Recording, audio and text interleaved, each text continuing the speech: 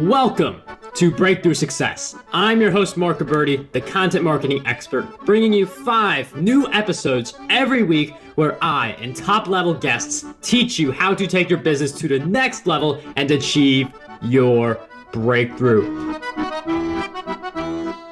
If you have a product you want to get sales for, because that's how we put our products into the hands of more customers, that's how we generate more revenue to continue pursuing the work that we wish to pursue. So when it comes to outpacing, outselling, and utterly dominating your competition, there are few people that are better than today's guest. Today's guest started his first business as a senior in high school, and that business went from a $300 startup just 10 years ago to a massive multi-million-dollar business operating in 3 states. He has implemented the same tactics he used to grow his business into over half a dozen other businesses that he has started or acquired. He is a public speaker who trains sales professionals for big brands such as State Farm, Toyota, MetLife, Edwards, Jones, and Cadillac. His life purpose is to help others grow through what he has learned.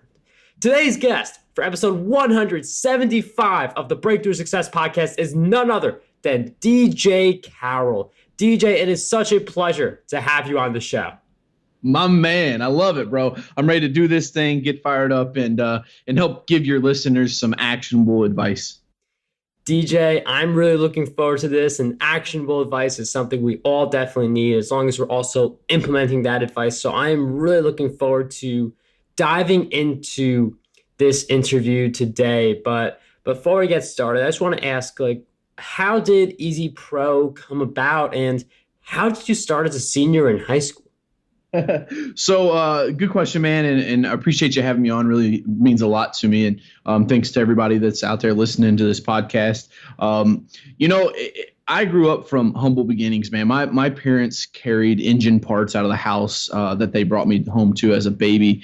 My dad even told me mom was painting while she was pregnant and he was worried about the fumes. Like maybe that's what's wrong with me. I don't know. But it didn't hold me back too long. Kindergarten, I failed kindergarten. Not very many people can say they got that achievement under their belt, but repeated kindergarten, 2nd grade, they told me I had a learning disability. And long story short, man, it wasn't ADHD or anything like that. It was just that I learned quickly, and I'm a very audio-visual learner. So that's why I love coming on podcasts, because I think that there's a lot of people that can use this type of format to learn from. But long story short, man, I was just a hustler. My whole family, my cousins, they sold drugs when I was growing up. Luckily, my parents, not luckily they got divorced, but luckily I moved from Indianapolis when I was a freshman in high school and got away from that side of the family. One of my cousins actually got killed in a drug deal. He got shot with a shotgun when I was about 16. And it really just kind of opened up my eyes. I was like, all right, man, I got to figure this shit out. And all the way through high school, I was going to be a chemical engineer. I was very thought-oriented. Critical thinking was always fun for me. I love numbers. And so I was on the track to be a chemical engineer, get to my senior year of high school, played football, had 8 football scholarship offers, and decided that, I didn't have a lot of money, right? Like I didn't come from a lot. So knowing that if I was going to just uproot and move 2, 3, 6, 8, 12 hours away from home and not have any money and not really have any support from my family, it was going to be difficult. So, my senior year of high school, I started mowing grass. I took $300. I bought a Walmart weed eater, a Walmart push mower, and a fucking entrepreneur was born, right? I started knocking on doors and just hustling, man. And that's why I always tell people, like, hustle, like there's a lot of buzz around the word hustle, but to me, the definition of hustle is truly being able to monetize something, right? Because like we can always have big dreams, we can have big goals, like ambitions and all this, fluffy shit. But like if you can't monetize dog walking, I don't give a shit how much you like dog walking. Like it's not a business, right? And so I quickly realized, like, look, the grass grows every year. People will pay me to do this service. And I was working like 3 part-time jobs plus going to school, started mowing grass on the side. And it didn't take long for me to look at my money and say, look, man, I'm making more money mowing grass than I am with these 3 part-time jobs. Because you had to understand, Mark, I was waking up in the morning, going to the gas station by my local high school. I was wiping, getting down gas pumps, stocking the coolers, sweeping the parking lot. A couple hours, I think a job paid me like $7 an hour. So it's like, boom, there's $14.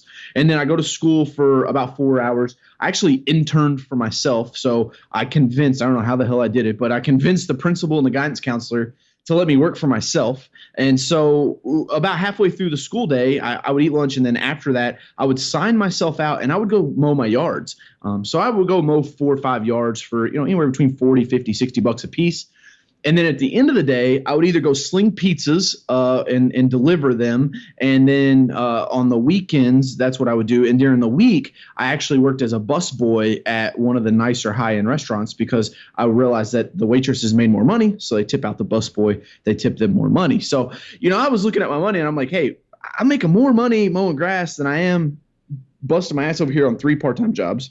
If I leave and go to college, not only am I just going to wreck my body playing, college football, I'm not going to have any money. I'm going to lose all of this income, and my family just can't support me. So I made the tough decision, and I remember sitting down with my parents the night I told them, and I'm very fortunate that they're very supportive of me. My mom works for me now. I gave her a job in the company, and they told me that as I was growing up, no matter what I wanted to do, as long as I was happy, they would support me. And so very fortunate. I really think I won the lottery when it comes to that, of having great parents. But man, just owning up and having some testicular fortitude, as so the wrestler Mankind used to say, and just going for it, man.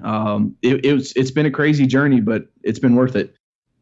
DJ, just hearing that story again, it does sound like it's an incredible journey. And I remember hearing about the story of how you were a senior in high school and you had the football scholarships. And it's just amazing. Like, all of us have so many different stories. And when I heard about your story also about how you're able to turn $300 into a multi-million-dollar business, those are the types of results I feel like anyone would want to achieve. But I feel like there are a lot of things that are like, I turned this investment into this exponentially greater amount. So I'm wondering if you could share with us, in your example specifically, you took that 300 and turned it into a multi-million-dollar business. So can you talk about how you were able to do that, make that transformation, and how much of it was based on like money you were putting back into the business, and how much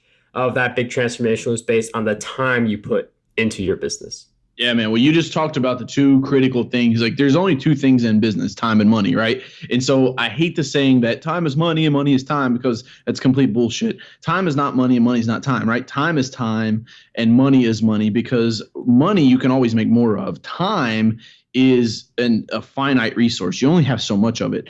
And so one of the first lessons that I learned was, when I was out mowing grass, right, and I graduate high school in May, and we're in the full swing of it, and I'm picking up landscaping jobs, and I quickly realized that there is only so much time for me to work, so many hours that I can physically work in a season, and then I start missing out on opportunities because maybe someone needs a quote on Thursday at 3:00, but I'm stuck on the lawnmower and I can't make it there. I remember the day that it really clicked on me. I was mowing a commercial property that I had picked up. It was a small office complex, and I think it was like $90 a cut. It took me like an hour. Like, I was making pretty decent money. And so I'm mowing, and the belt breaks on the mower deck. And I remember looking at my watch, or probably my phone at the time. I don't, have smartphones in. I'm not that old. I'll be 30 in June. I'll be 30 next month. But I look at my phone and I'm like, shit, I'm in trouble, because it's about an hour and a half before I had planned on being done for the day. I had a Chamber of Commerce award banquet that night, and the networking started at 5:30, and it's like 3:00. And I'm like, man, by the time I go and get a belt, get it changed, get it put on out here in the field, finish up this job, like, I'm going to miss the networking. So you do what you got to do, right? Whatever it takes to be successful, that's how you be successful. So I went and got the belt, I put it on, and by the time I got that account done, it was like 5:30. The networking had already started. So I'm like, shit. So go home, I change, I take a shower, and I'm in the shower, and I remember just thinking to myself, this isn't going to work. I'm not going to be able to just continually be in the field and grow the business. I have to hire people, because I'm missing out on a huge networking opportunity right now that would give me the ability to get in front of people that have money and are willing to spend it. That's a key point for those of you that are listening. Write that down. You have to get in front of people that have money and are willing to spend it. So I missed out on that opportunity, and who knows what that could have cost me, right? Nobody will ever know. But that was the day that I realized, okay, I've got to multiply myself. So first and foremost, I hired another co-op from high school. This point, I'm a couple years out of school. Hire this girl. She's a cheerleader. She comes over like Tuesdays and Thursdays for like 2 hours in the afternoon. And that's all I really needed, just to do invoicing, paperwork, pay bills, things like that. But it bought me, 4 or 5 hours a week of my time back. I'm like, cool, perfect. There's 4 or 5 hours I got extra to go sell. Next was operations. And you have to realize, in a company, there's really only 3 parts. There's operations, administration, and sales and marketing. And for me, because I was just, I love sales, I love marketing, that's what I was good at. It's also what makes the money. So that's where I wanted to focus my time. I backed my way out of administration. Then I started backing my way out of operations, and, just putting systems in place and learning the hard way. I mean, listen, it's not a rose garden that I walked through by any means. I went through over 300 employees in 2.5 years. So we were turning and burning because I was just trying to make money, and I was scrambling to figure out any way I could do that. But when you say, how'd you take 300 and turn it into 3 million, you have to start duplicating yourself. You can't do it by yourself. You have to have other team members, whether you outsource that or hire them in-house. The other thing was, I had to really start taking a hard look at my numbers and seeing where was the most money at, right? And I quickly realized there was no way in hell I was ever going to accumulate any amount of money, mentionable money, let's call it 6 figures or more, by just doing residential. It was impossible. I mean, these yards were 40, 50, 60 bucks a piece per week. When you multiply that out, you're only talking, here in Kentucky, we're about a 30-week mowing season. So, I mean, we take 60 bucks times 30 weeks, you're talking $1,800 per account. And you're trying to do 100,000, like you need 100 customers. What I decided to do instead was figure out, again, who's got the money and who's spending it. Apartment complexes, state contracts. Those were where big chunks of money were getting spent. We had one state contract that was over $150,000 a year. We had one multifamily contract that was well into the 6 figures. Took me 3 years to land that one, but it was well into 6 figures.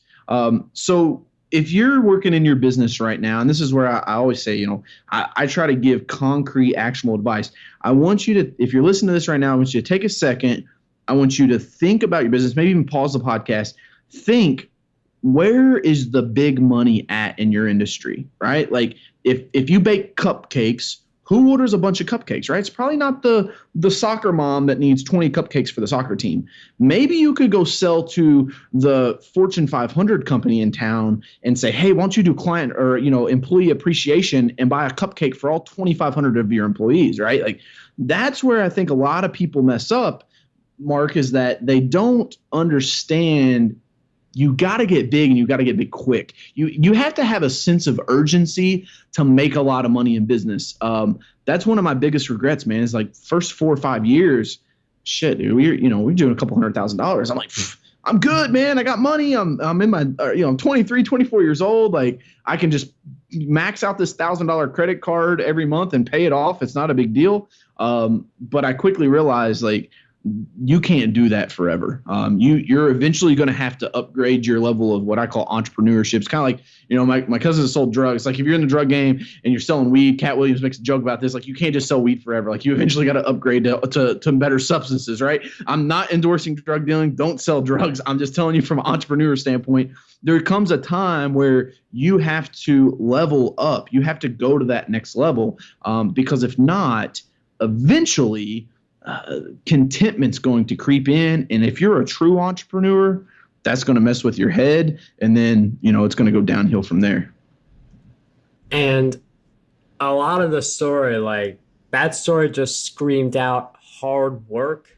But shit, bro. Looking at it and like, I mean, there's a point where you work so hard that you have to, and as you said, multiply yourself to make it happen. And yeah. I could attest to this. Like the moment I've hired people, I've been able to do so many things I can never do on my own. And like, if you have not hired anyone, I would recommend checking out some site like Upwork or onlinejobs.ph because it's not too difficult to find some high talent individual who can help you with some of your tasks. But I would like to shift more towards the sales because, as you mentioned, that is where the money is within any business. So I'm wondering if you could share with us some of these sales secrets we need to know so we can outpace, outsell, and utterly dominate the competition.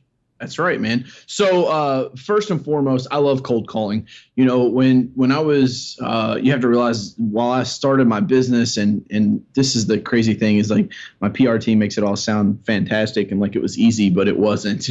It still is a struggle. I mean, shit. 2 weeks ago, I worked like 36 hours straight. So it's like I'm still grinding. It's just because you reach this level of success. If you're hungry, you keep pushing. But early on, like I said, I didn't have much money. So I couldn't afford to go buy a TV advertising campaign or spend a shit ton of money on direct mail. And what happened was in the beginning in your business, you have more time than you have money. Now, as you progress, if it's working out, you should have more money than you have time. And that's why you hire out and delegate and all those cool things. But within the beginning, I realized like, man, apartment complexes is where the money's at. I don't have a lot of money, but I got some time. I'm just going to call them. And so I just started calling and was terrible in the beginning. That's everybody always tells me, DJ, I don't like cold calling because A, I don't know what to say. B, what if they tell me no, right? Like I've never been hurt by a no in my entire life, even from women. And C, what if they don't, what if they already have somebody or what if I'm wasting their time or I feel like I'm begging? Like, listen, man, all of those things are just excuses. My advice is this: find a reason to make it work versus finding an excuse of why it won't. Right? Too many times, like this is how I can know straight through and through within the first 5 minutes of meeting an entrepreneur if they're going to make it or not. If when I try to say, well, hey, why don't you try this, this, or this? Instead of them going, man, yeah, that might work. They instantly come back and go, well, yeah, I don't know, man. Maybe they're looking for somebody that's got more experience than me. Or maybe if you're already starting to think self-doubt and like, maybe I'm not good enough, like you're going to project that in your sales process and people will smell that a mile away. When I used to sell early on, I used to think in my head that, well, people aren't going to hire me because I'm too young. Like no one in their right mind would sign a 6-figure contract with a 23-year-old kid. Like this is going to happen, right? And it wasn't until I got my own mindset right that I felt confident and then could go pitch these big 6-figure contracts. And you know what? Like when I walked in a suit and was confident about it, they bought it. Because they believed me. And no one can believe you until you believe yourself. That's the first rule of sales. If you don't believe what you're selling, no one else is going to believe it. But cold calling as a tactic, and you can check out coachcarroll.com/cold. There's a free webinar on there with cold calling. You have to understand that cold calling, in essence, most people screw up because they try to sell over the phone. They're literally going to pick up the phone, dial the number, and try to sell their product, service, or idea right off the bat. To me, that's like going to a bar and trying to pick up a chick and saying, hey, my name's DJ. Would you like to go home with me at the end of the night? Like, you can't do that. That's never going to work. You have to use the process. So for me, one tip would be when you're cold calling, just try to set the appointment, right? You just have to call, say, hey, I'm DJ with Easy Pro. We're a lawn and landscaping company that's also a member of the apartment association. I was just calling to see if I could stop by next week to give you a free property evaluation. And most of the time they're like, yeah, sure. I don't care. Like it doesn't sound like I'm selling anything. Does that make sense, Mark? Yeah. Yeah. And so what happens is you get your foot in the door, right? So it's literally like asking that girl at the bar, can I buy you a drink, right? Like that's the first thing. You have to get your foot in the door. Then you can start building that relationship. And like I said, one of those contracts took me 3 years, man, going to lunch, visiting the property manager over and over. I mean, once a month, man, I was in this guy's office. Just, hey, man, how's everything going? Good, cool. Hey, can we bid on? We're not going to bid it out this year, DJ. We appreciate it. Hey, no problem, man. I'm not going anywhere. And what I did was I built that relationship and showed that client that I cared more about the relationship than I did about getting the contract. A lot of people shortchange themselves on cold calls. There has to be a certain level of qualification. If they're not even going to give you the appointment, then yeah, we don't waste our time. But if they're going to let me at least come visit their property or at least set up a phone call with them, then that means they're open to starting a relationship. And then I start dripping out mail pieces to them. We start dripping them emails. It's just this. It's a huge sales process that's all about just building this relationship with them through providing value and content and getting in front of them. But cold calling was like my end. That's where I really started getting it. And then once I got in with the state stuff, that's just cold bid. And there's a lot of stuff out there that they call them RFPs, requests for proposals, or RFQs, requests for quotes.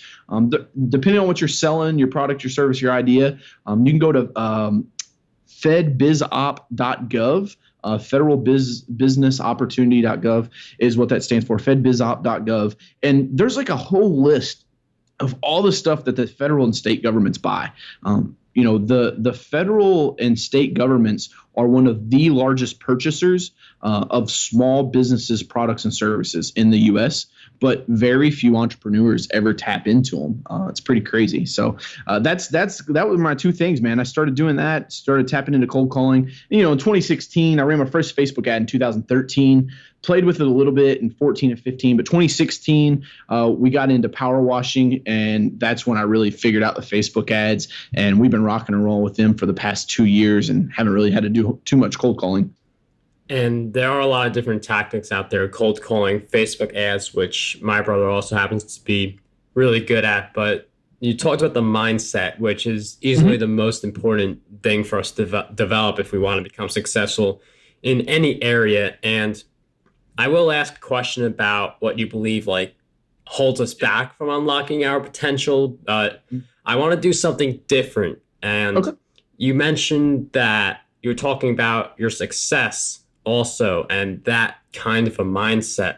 And I'm wondering, once we do achieve success, how do we continue to grind? How do we not get, in a sense, drunk on the success and then we lose it? Because failure is not final. I think we get that, but success is not final either. So once we get the success, how do we hold on to it and grow? Yeah, man. And for me, I'm just going to tell you from experience, we liquidated a piece of real estate in February, $50,000 in cash, and it's already reinvested all back in my business. I try to stay broke. I try to live broke. I pay myself as little bit of money as possible. I think that we're really in a bad spot right now, man, with Instagram and Facebook, mainly Instagram. There's all this flashing of fancy cars and boats and houses, and what most people don't understand, especially for me, I've worked with corporate clients for the past decade, but my people are millennial entrepreneurs. That's who I am. That's who I understand. And never before have we had the opportunity like we have right now for entrepreneurial success. Entrepreneur is a hot buzzword. So it has been for the past couple of years. I think it still will be, because in my idea or my imagination, I think that, and I'll do a little bit of predicting here because I think it's fun. I think we're about the 2020s are going to be like the 1920s all over again. And what I mean by that is the 1920s, if you go back and read the history books, it was just complete proprietorship. And so you had people that made handbags, you had people that did horseshoeing, you had people that made brooms, and there was this decentralization of wealth and power. Lots of proprietors. And we've gotten away from that over the past 100 years. We've really, with the Industrial Revolution, we've had a lot of big offices, buildings pop up, big companies, big factories. And I think we're getting away from that. I tell a story all the time. I had this girl that reached out to me last year. And she said, DJ, look, I work in a call center. I'm third shift. I don't like it, but it pays my bills. And I'm kind of starting to get into this Etsy store thing, and people really like what I'm making and putting out there. And I'm like, well, just keep doing it. Like, it takes time, right? That's another thing I don't think a lot of us young entrepreneurs understand is that, millennial entrepreneurs are impatient as fuck. Like, they think that like you're just going to open a business. 24 months later, you got the mansion, the pool, the yacht, the Beamer. Like, it doesn't happen like that, man. Like, it just doesn't. Nothing moves that fast. And here's what happens.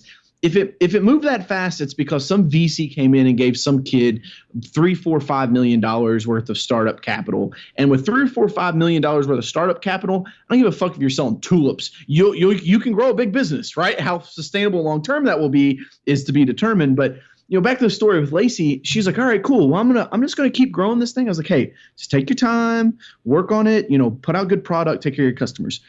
She reaches out to me a year later, man. And she's like, hey, I quit my job today. And I was like, what? She's like, yeah, fuck that call center. Like, I'm like number 900 and something out of 3 million Etsy stores. And I'm like, whoa, like, good for you. And she's over here selling like signs that you put above your dog food bowls, and it's like Fido's food or whatever, like just this really weird and just way out there product. But because it's so niche down that the riches are in the niches, as they say, she has an audience that wants to buy her stuff, and she's making just as much, if not more, doing this side hustle now, or full-time hustle, as she was in her career. And I think that opportunity is just abundant now because we have the internet, and the internet has just eliminated so many barriers to entry. I mean, you can buy cheap stuff from China and now sell it here in the US, and like basically you're Walmart, because that's what Walmart's been doing for the past 20 years.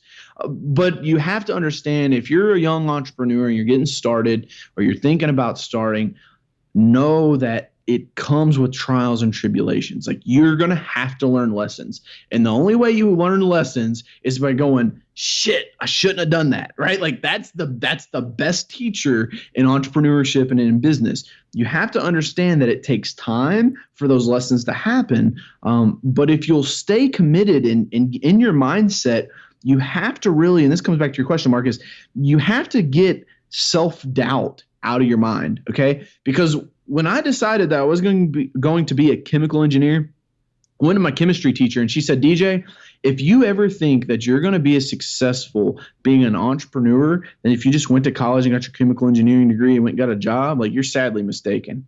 And I was like, chink, that's the first chip on the shoulder. Because she didn't believe in me, right? Like, she didn't believe that I could live as good of a life doing this stuff, this entrepreneur hustle game, as I could if I just went and got a job. And what happens, what most people don't realize, and this is, I don't know how old you are, Mark, but my he'll be 62 this year. He bought that dream of going and getting a good job, right? Like, he worked for the city of Indianapolis for 30 years, took care of our family, provided for us and everything, but now he's retired. He makes like $1,000 a month off his retirement. Like, he can't wait until the end of the year when Social Security kicks in, so he gets another $1,200. And then he's still like, fully maxed out, making $2,400-$2,500 a month. Like, are you kidding me? You're not fucking retiring and going to the beach on $2,500 a month. That's not going to happen. So I think entrepreneurship's the way to go. It's why I encourage so many millennials to chase it if they're passionate about it. Because here's the big thing to remember: the worst case scenario normally isn't that bad, right? Because what would have happened? Like, if DJ's little mowing business wouldn't have worked out, what's the worst case scenario? Then I go to college and I become a chemical engineer, right? Like, there's I think just the ideology in people's mindsets of like, oh my gosh, what if this doesn't work? What am I going to do? It's like, well, you're probably going to do what you would have done if you didn't go try it. So understand that it takes a lot of courage, but at the same time, you have to be all in on your mindset. And I highly recommend Napoleon Hill, man. He's one of the greatest. Everybody knows about Think and Grow Rich, but I'm going to recommend another book to the audience, is Outwitting the Devil. If you haven't read that, and I would highly urge you to get it on an audio book. You can get it through Audible. Outwitting the Devil by Napoleon Hill will really teach you about drifting and being on purpose and getting your head right. Outwitting the Devil is it's a really fascinating book, and definitely different from the way most books are written. And in addition to that book, I'm wondering if you could share with us two additional books that you believe would have a great impact on us. Yeah, man, for sure. So, Phenomenal Phone Calls, which obviously is my one of my first books that I wrote. It's a small ebook, and then I would say the other one is going to be I want to say Think and Grow Rich, but I feel like everybody knows about common that. one. Right? I get it. Yeah. Everybody knows about Think and Grow Rich. Everybody knows about Robert Kiyosaki. Let me look at my bookshelf real quick and see. Let's talk. I'm going to say The Richest Man in Babylon is a really, really good one. And Predictably Irrational is another really good one. Predictably Irrational is by Dan Ariely, I think is how you pronounce his last name. And it talks about psychology. Anything that you can read about psychology and how people's minds work will help you sell better, right? Because like once I got through all the Tom Hopkins, Zig Ziglars, all those books that were on sales from the old guys, Jeffrey Gitomer's, Grant Cardone, all that good stuff. I was like, all right, they're all just regurgitating the same shit over and over again. What's the next level? The next level of sales is psychology, learning how to articulate to people in a certain way that is persuasive without them really knowing that you're persuading them. So anything psychology related. And then the other one I don't think a lot of millennials know about is just Jim Rohn. Anything. I've read every single book that Jim Rohn has, every single audio program that he has. Jim Rohn is one of those guys that I don't think gets enough credit nowadays. He's just one of the forefathers when it comes to personal development. And I try to listen to some piece of personal development audiobook first thing in the morning when I'm doing my cardio because it gets my head right for the day. And then, as I'm driving around and stuff, I'll listen to more educational stuff. So, yeah, there's a whole bunch for them. I do agree about Jim Rohn. Like I've read one of his books and one of his audio. I've listened to one of his audio programs, and it is really amazing what he and like all those other guys you mentioned offer as well. But I typically don't hear as many Jim Rohn book recommendations, so I am happy that you brought him up. Yeah, I'll tell you guys one of the big secrets. And I didn't realize this. I met a guy at Brennan Burchard's. I went to his High Performance Academy a couple months ago, but there is the Ultimate Jim Rohn Library is the name of it on Audible. It's like if you get the Audible program subscription where it's like, I don't know, $3 a month, $7 a month or something like that, where you get a new book every month. The trick is to go in there and try to find the stuff that's really, really expensive because you get a deal on it because really you only pay like $7. The Ultimate Jim Rohn library is like $47 program and you get it for like $7. So yeah, that one I would highly recommend from Jim Rohn. Wow, definitely look into my Audible because I'm very frequently on there. Well, thank you for giving me that great idea for Audible. And for any of the listeners who want to grow their content brands, they want a book on how they can create, promote, and optimize their content for growth and revenue, you can check out my book, Content Marketing Secrets, over at markgabberty.com/book. And as we promised a little earlier in the interview, we talked about how we can maintain and grow upon our existing success. But DJ, I'm wondering if you could share with us what you believe holds most people back from achieving their sales goals. I would have to say that if you're being held back from achieving your sales goals, I would challenge you to look internally first. Ask yourself, why do you want to achieve the sales goal? Because a lot of times, when there's a lack of motivation, that means that there's just a lack of discipline. And the lack of discipline comes from you not being tied, and this is all psychology, you not being tied into your goals or the outcome that you believe you can achieve.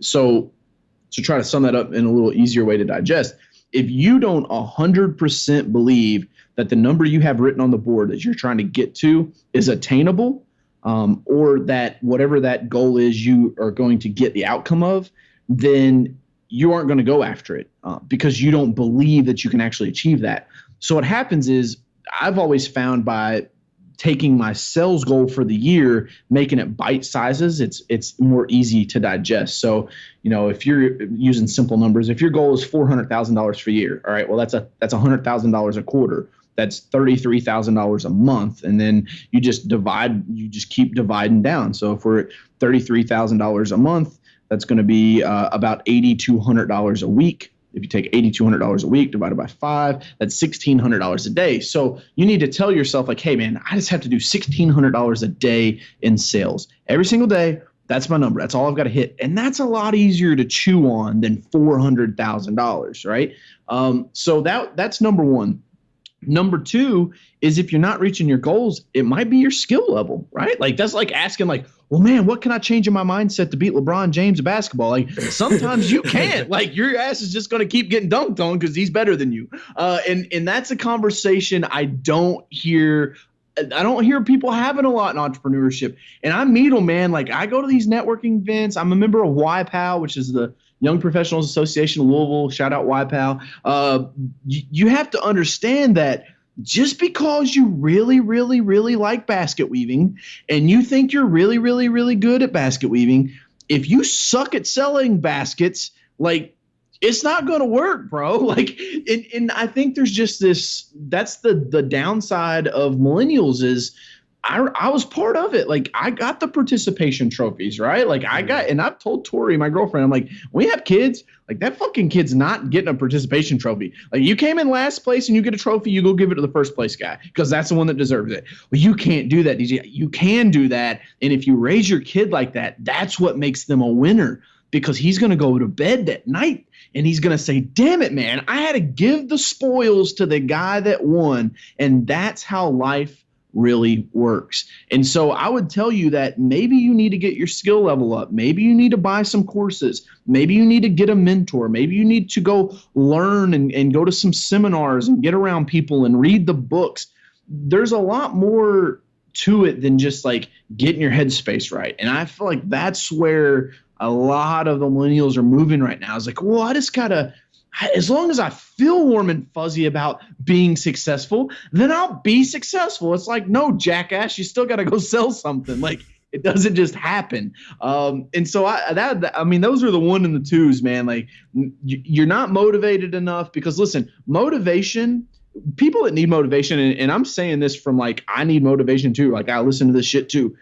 When you need motivation, it's because you lack discipline. That's it. Because if you're 100% disciplined, everything that's on your calendar gets done, you're booked for the next 6 months, you're going to accomplish it and be at 100% efficiency, you don't need any motivation.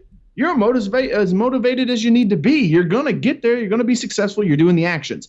What happens is you go, alarm clock goes off 4:30. Fuck, man, I really don't want to go work out. I don't want to go climb no steps. I don't want to go do my breathing exercises. I don't want to go read my goals. That's all going to take me about 2 hours. You know what I'd like to do? I'd like to sleep for another 2 hours. And the challenge is, and I face this every day, so don't think I'm like preaching at you Dr. Phil style over here. I'm telling you that I have these same conversations with myself.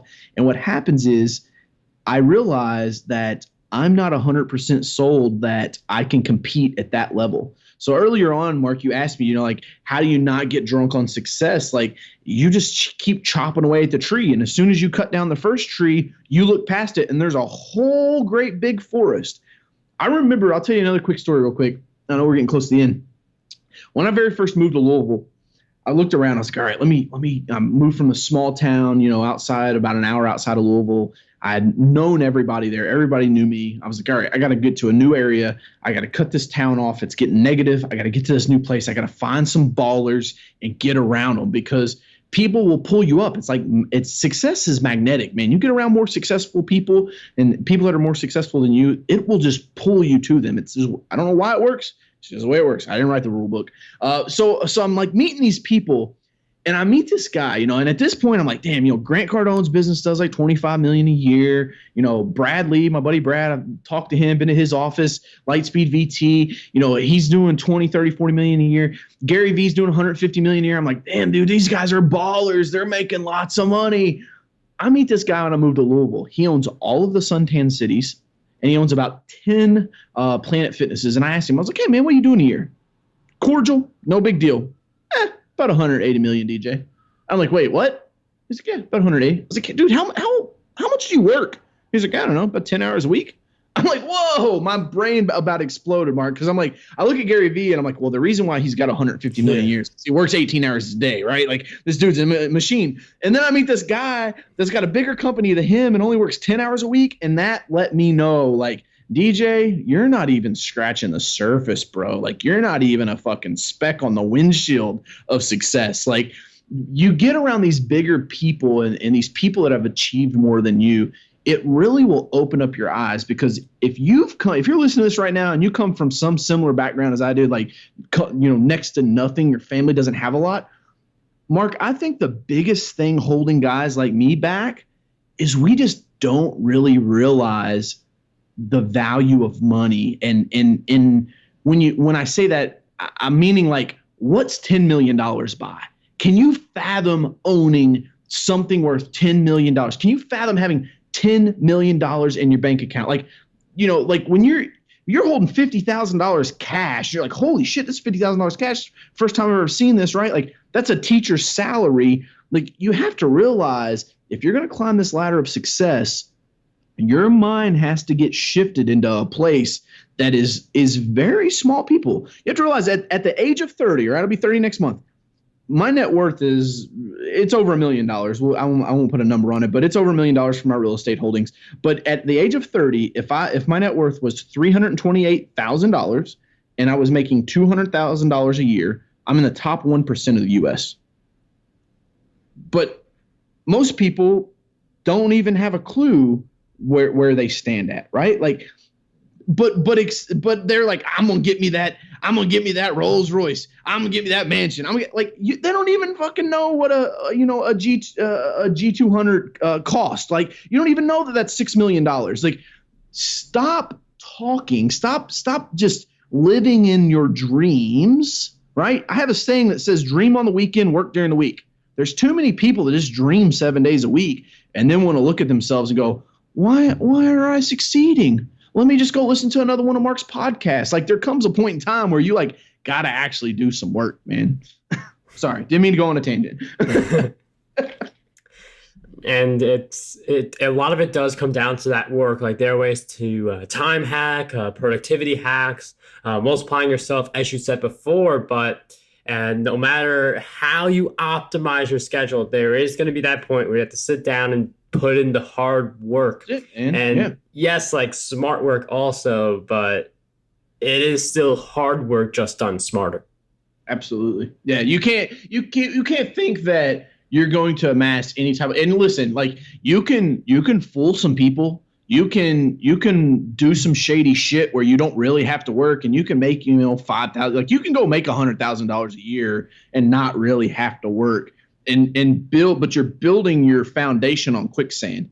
And so what I would urge you to do is take 4 or 5 years, put in the work, build the foundation, and then you've got something that you can build on from there. Too many people are trying to get rich quick, man.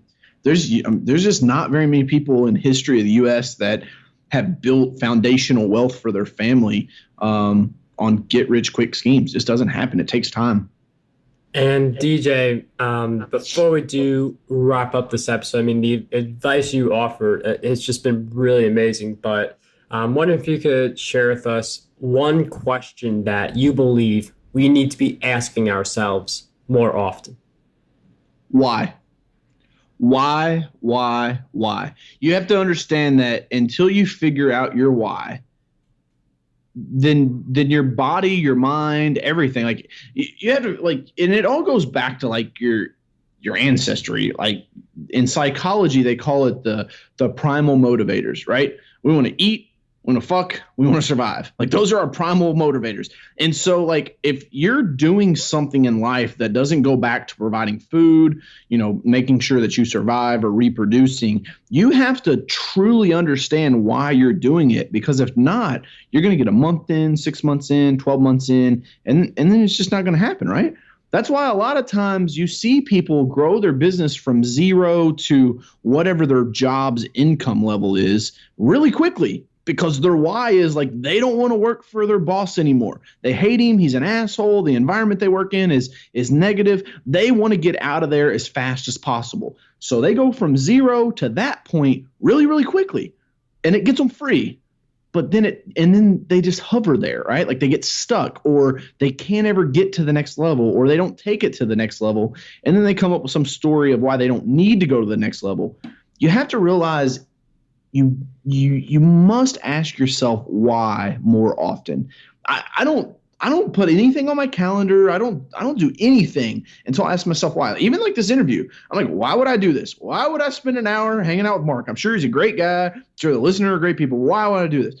And the why comes back to my purpose in life, is that I want to help millennial entrepreneurs. Eventually, I want to build the Entrepreneur Institute, man. Like, I didn't have anywhere to go when I graduated high school to help me grow my business, right? I didn't have anywhere to turn to. So I want to build that resource for other entrepreneurs. And so for me, this is my way of just laying those bricks. There will be hundreds, thousands of people that'll hear this over the next 10 years that are going to get something from it. And much like when I go speak at a high school, I just need one person, Mark. Like if one person says, damn, man, that makes sense. He's right. I'm going to put it into practice. I'm going to change my life. And they go on to build a company and change their family tree.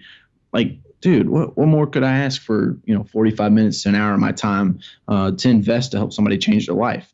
But you need to start asking yourself why. Don't just hop into shit haphazardly and expect it just to work. Like you need to make moves more carefully. And listen, I always like doing this because I don't think a lot of guys that are on podcasts and shit like that, they would give advice and then you don't know where they're coming from. I lost a business it was a 6-figure business, about $500,000 worth of real estate. And it was a business that I should have never bought. It was a fitness center. I bought it. Had 100 members. It was going under. I grew it to 300 members in 18 months using Facebook ads, and it was a huge success. But we had some stuff that happened and went down. I wound up losing that business. And I really think it was just the universe working with me and going, listen, man, like you just bought that to do a deal. It wasn't conductive with my purpose in life. And I didn't ask myself, why should we buy this? I just fucking bought it because I knew that I could fix it and make money. So ask yourself why more often about everything. Why do you work out?